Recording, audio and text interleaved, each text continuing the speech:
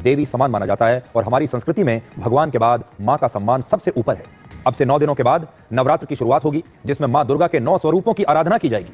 और आप देखिए कितना बड़ा दुर्भाग्य है कि ऐसे देश में चुनाव प्रचार के दौरान खुलेआम मां का अपमान हो रहा है, और वो भी एक ऐसी मां जो अब इस दुनिया में नहीं है। मां किसी की भी हो, वो सम्माननीय होती है। हमारे देश के संस्कारों में अपने विरोधी की मां के भी पैर छुए जाते हैं, लेकिन बिहार का चुनाव जीतने के लिए, एक मामूली सी बढ़त पाने के लिए, मुट्ठी भर वोट पाने के लिए कांग्रेस पार्टी ने इस बार प्रधानमंत्री मोदी की स्वर्गीय मां का एक बार नहीं बल्कि बार बार अपमान किया है। बिहार कांग्रेस ने आज एक AI जनरेटेड वीडियो जारी किया है, जिसमें दिखाया गया है कि प्रधानमंत्री मोदी की स्वर्गीय मां उनके सपने में आकर कह रही हैं कि राजनीति में मेरा इस्तेमाल मत करो।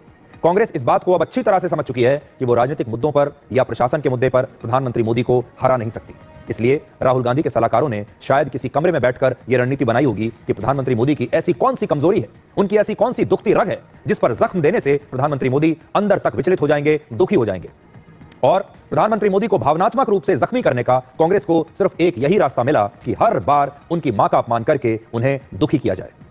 लेकिन कांग्रेस के नेता यह भूल गए कि वो प्रधानमंत्री मोदी को दुखी करने के चक्कर में देश की हर मां को दुखी कर रहे हैं, देश के हर बेटे को दर्द दे रहे हैं। और आज हम इसी दर्द का विश्लेषण करेंगे और कांग्रेस से यह सवाल करेंगे कि क्या मुट्ठी भर वोटों के लिए अपने सबसे बड़े प्रतिद्वंदी का अपमान करने के अलावा उनके पास और कोई रास्ता नहीं था? क्या अब वो ये ताकत भी खो चुके हैं कि वो प्रधानमंत्री मोदी से सामने से आकर युद्ध लड़ सके, उनका मुकाबला कर सके? युद्ध के कुछ नियम होते हैं, उन नियमों के मुताबिक उनसे युद्ध कर सके। इसलिए अब प्रधानमंत्री मोदी पर धोखे से यह इमोशनल हमला किया जा रहा है। सबसे हैरानी की बात यह है कि हमला उस पार्टी की तरफ से हो रहा है जहां पर हमेशा से मां और बेटे ने मिलकर सरकारें चलाई हैं, चाहे वो इंदिरा गांधी और संजय गांधी हो या फिर आज के दौर में सोनिया गांधी और उनके पुत्र राहुल गांधी हो। आज आप इसे सिर्फ एक राजनीतिक विषय मत समझिए, इसे सिर्फ पॉलिटिक्स मत समझिए। यह अपने प्रतिद्वंदी को भावनात्मक रूप से लहूलुहान करने का एक नया तरीका है और यह भारत की राजनीति का एक नया निम्न स्तर है। कांग्रेस के नए वीडियो पर राजनीति हो रही है। बहुत जगह पर आपको यह वीडियो देखने को भी मिल रहा होगा, लेकिन आपको मैं ये बात स्पष्ट करना चाहता हूं कि हमने इस वीडियो को आपको नहीं दिखाया। ये वीडियो हमारे पास है, बहुत सारे चैनल्स हमारे देश में, बहुत सारे जो मीडिया के संस्थान हैं, वो इस वीडियो को लगातार प्रसारित करके फिर इस पर टिप्पणी कर रहे हैं। लेकिन हमारा यह मानना है कि जब आपने उस वीडियो को प्रसारित ही कर दिया तो एक तरीके से ये कांग्रेस के हाथों में खेलने जैसी बात है। इसलिए हमने इस वीडियो को प्रसारित नहीं किया। हम नहीं चाहते कि आप इस वीडियो को देखें और आपको ऐसा वीडियो देखना भी नहीं चाहिए।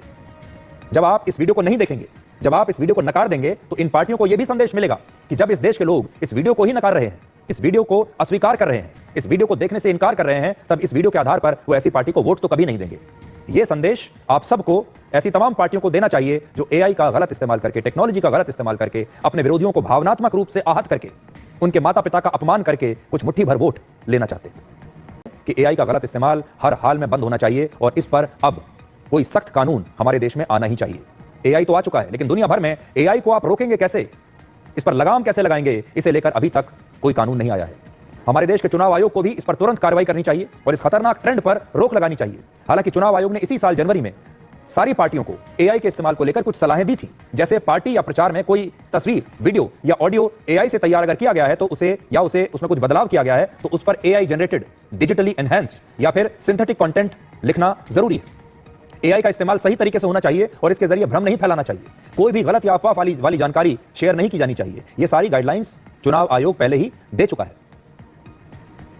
तो आज इसे सिर्फ राजनीति की खबर मत समझिए, यह हमारे समाज की खबर है, क्योंकि हमारे देश में अपनी मां का अपमान कोई भी बेटा बर्दाश्त नहीं करेगा, चाहे वो नेता हो, व्यापारी हो, अमीर हो, गरीब हो, किसी भी जाति का हो, किसी भी धर्म का हो।